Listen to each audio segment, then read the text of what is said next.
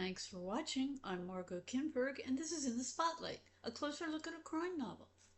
New Orleans is, for many people, an exotic sort of place.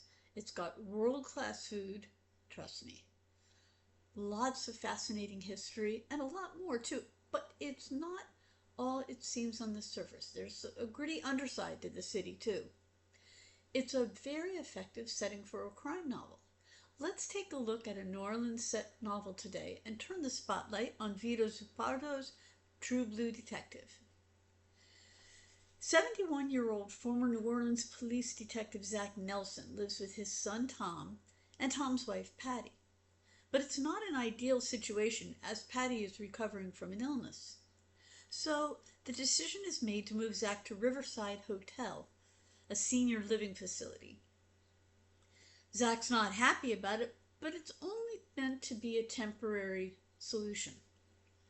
Zach settles in and starts to get to know some of the other residents, including his roommate Dave Thornton, and their new friends Emma Lou and Pearl Ann.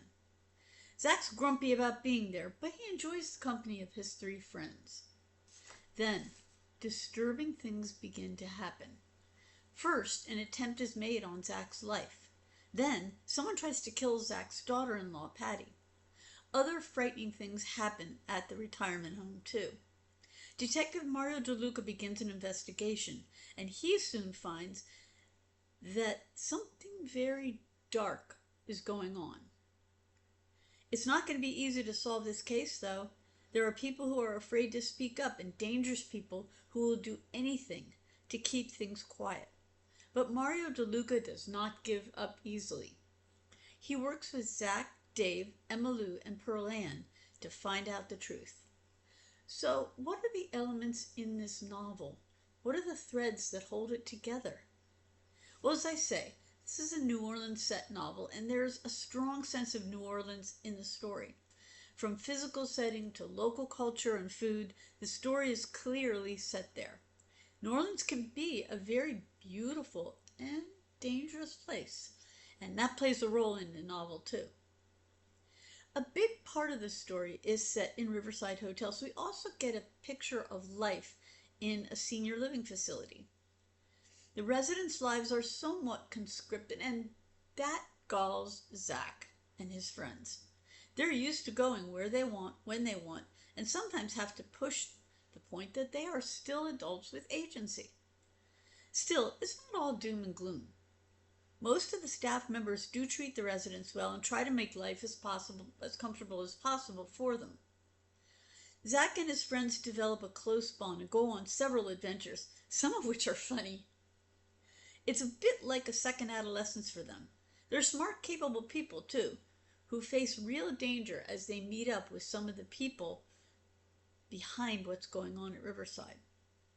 They work well with DeLuca, who himself is smart and capable, and it helps a great deal that Zach's a former cop who still has friends on the force. The novel does have light, funny moments in it, and well-written quips, but it's not a jolly romp. There are several deaths, some violence, and serious danger. The story is grittier in that sense than you might imagine from the setting and main characters. The story is told in third-person past tense, mostly from Zach and DeLuca's points of view. But there are also other perspectives, including some of the bad guys. This isn't the sort of a novel with a happy ending where the killer is led away in handcuffs. We learn who did what, but that doesn't mean everyone is arrested or jailed and things are perfect again. There is real tragedy, too. Still, the story isn't overly bleak. True Blue Detective is the story of life in a senior living facility and what happens when crime strikes the place. It features a distinct New Orleans setting, a dangerous web of murder and other crimes, a hard-working cop, and a set of protagonists who show that age is nothing but a number. This has been In the Spotlight. I'm Margot Kinberg. Thanks for watching.